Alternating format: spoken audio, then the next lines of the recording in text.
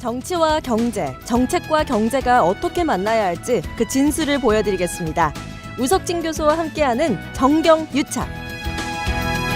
네, 영혼의 경제학자 명지대 경제학과의 우석진 교수 모셨습니다. 어서 오세요. 예, 영혼의 경제학자 우석진입니다.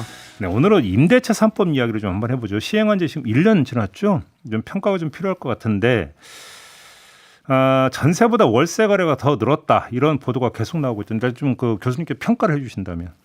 그러니까 요거는 이제 경제학자로 보면은 이제 거시적인 현상하고 이제 미시적인 규제로 좀 나눠서 좀 생각을 좀 해봐야 될 것 같아요. 예. 왜냐하면 거시적으로는 이제 전세값이 이제 오르는 현상은 집값이 오르기 때문에 그런 거거든요.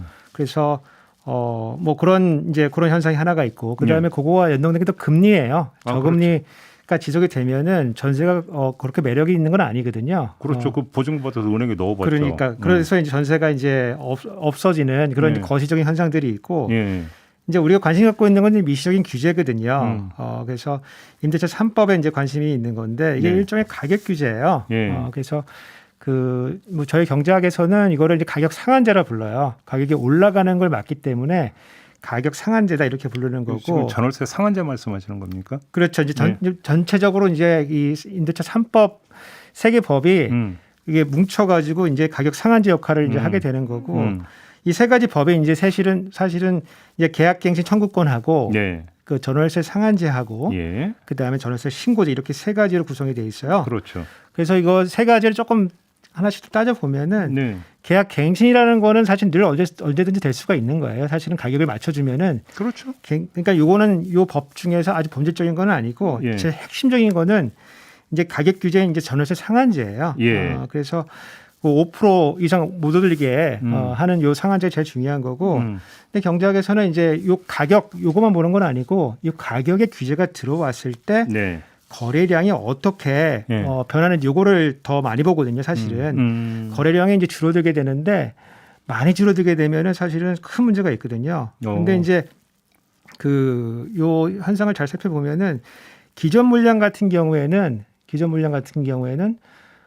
우리가 이제 전월세 상한제 5%를 통해 가지고 계약갱신을 할 수 있기 때문에 5%만 이제 오르는 거예요. 그렇죠. 맥시멈 5%만 오르는 거고 이제 새로운 물량이 이제 4년치를 고려해서 2+2기 때문에 그게 이제 뛰게 되는 거거든요. 이게 이제 계약 연장인 경우에는 5%로 묶이지만 신규 계약인 경우에는 상관이 없기 때문에 그렇죠. 그래서 우리가 관측되는 이제 전월세 그 전세 가격이라고 하는 건 그게 이제 합쳐서 나오게 되는 거거든요. 그래서 단기적으로 봤을 때는 가격이 많이 안 오를 수가 있다.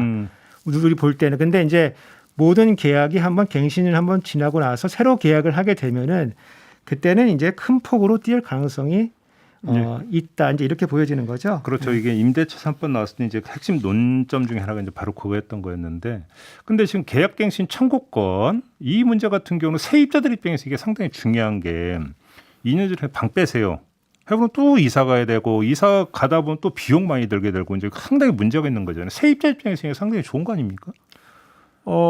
사실 그 계약갱신 청구권이라고 하는 것은 그 전에도 3법 이전에도 계약갱신하고 그랬죠. 우리가 시장가를 맞춰주면은 계약갱신은 그냥 되는 거죠, 사실은. 그렇죠. 거기다가 사실은 이사를 안 가고 바로 갱신을 하게 되면은 복비가 빠지기 때문에 보통 이제 집주인한테 한 500 좀 빼달라고 해서 계약을 갱신하고 그랬죠. 그래서 계약갱신 청구권이 사실은 핵심은 아니고 여기서 핵심은 이제 5%죠, 5%. 그러니까 이제 5%로 묶이는 상태에서 계약갱신을 청구할 수 있는 권리를 준다. 그렇죠.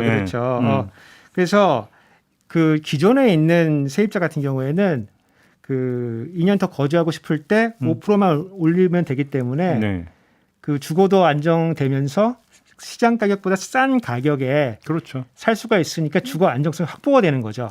그래서 요 데이터를 좀 보게 되면은 계약 갱신률이 기존에 2019년도에는 한 절반 정도였어요. 57%였는데 지난 5월을 보게 되면 이게 77%까지 올라가요. 그래서 계약 갱신을 많이 하고 이제 평균 거주 기간도 3.5년에서 5년이 되었다. 그래서 일단 기존 전세 세입자는 주거 안정성이 올라갔다. 이렇게 평가할 수가 있고. 이건 상당히 긍정적인 효과인 거고. 긍정적인 효과죠. 좀 그러면 반대로 이제 그 어두운 면을 꼽자면 이제 문제는 이제 새로운 계약이 될 텐데 그 뭐 우리가 예상할 수 있겠지만 이게 2+2 계약이기 때문에 임대인 입장에서는 이게 한 번 계약할 때 4년 계약하는 거고 마찬가지거든요. 그렇죠. 그러니까 4년치를 생각하면서 가격을 이제 결정할 거예요. 보증금을 확 올려버린다. 그러니까 이제 우리가 주거 안정성이라고 불렀던 게 사실은 우리가 2년치를 내고 거기에 5%만 더해가지고 주거 안정성이 적정한 가격에 싼 가격에 지낼 수 있다 이런 효과였는데 이게 시간이 지나고 나면은 4년치를 내고 주거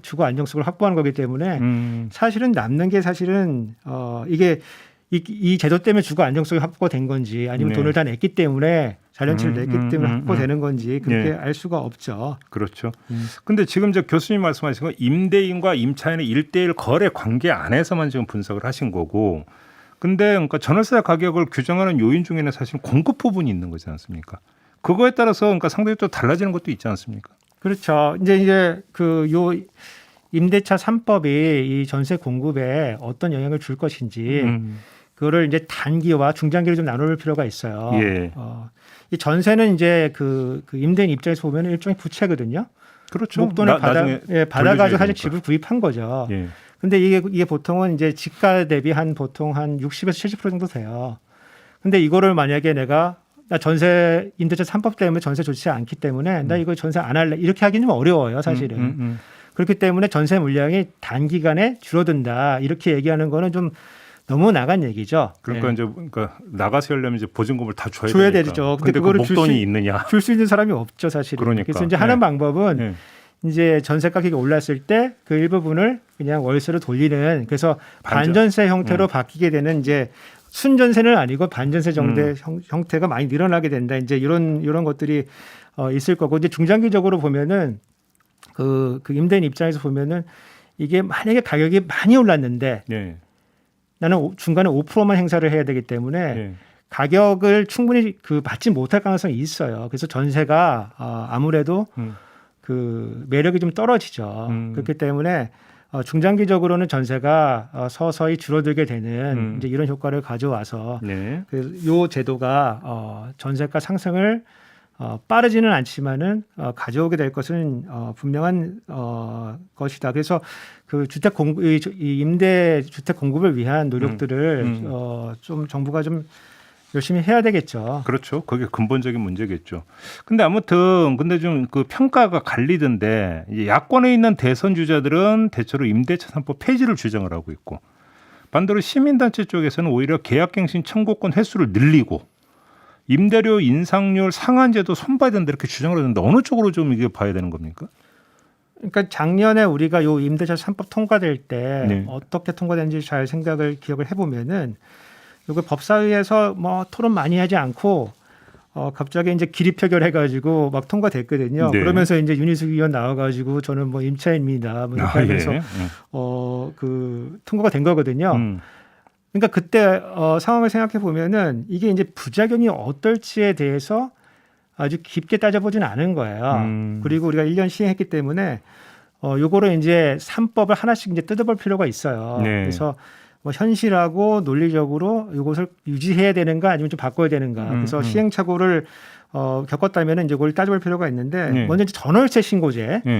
요거는 이제 과세 정보하고 거래 정보의 투명성을 위해서 요걸 유지할 필요가 있어요. 그렇죠. 그걸 유지해야 되고 이제 갱신 청구권 같은 경우에는 요게 이제 그 제도의 아주 키가 되는 하나의 그 요인이거든요. 그래서 요거를 없앨 수는 없을 것 같아요. 그래서 갱신 청구할 수 있는 권한을 주는 거는 맞을 것 같고 네. 문제는 이제 전월세 상한제예요. 5%인데 제 개인적인 생각으로는 임대료가 이렇게 빠르게 올라갈 때는 가격을 상한제를 두는 게 이건 어느 정부라도 할 수밖에 없는 제도다. 그렇죠. 그렇다고 손 놓고 있을 손 놓고 있을 수가 없죠. 빠르게 올라가는데. 근데 이 5%가 중장기적으로 5%로 고정이 돼 있으면은 이제 임대주택 물량이 줄어들 수가 있거든요. 그래서 그럼 연동시키자는 말씀이십니까? 이제 물가하고 예. 그다음에 전세 시장 가격들이 있잖아요. 그래서 주택 가격 상승률이나 이런 걸 기준으로 그렇죠. 잡아서 이제 그런 것들 좀 따져서 예. 정부가 주기적으로 고시를 통해 가지고 요거를 좀 뭐 매년 바꿀 필요는 없고 네. 주기적으로 조정을 좀 해주는 이런 제도적인 보완 장치 정도는 필요하다. 이렇게 판단하고 있습니다. 그렇게 보시는 거고요. 알겠습니다. 이제 보완이 이제 이루어지는지 이제 국회 움직임을 좀 봐야 될 것 같고 이거 이왕 이야기 나온 거 하나만 좀 더 여쭙고 마무리할게요. 며칠 전에 그 홍남기 부총리, 노영호 국토부 장관, 은성수 금융위원장이 모여서 합동 브리핑을 했습니다. 대국민 담화를 발표를 했는데 담화인데 내용이 없다. 이런 지적도 있었거든요. 이 자리에 이런 담화를 어떻게 평가하십니까?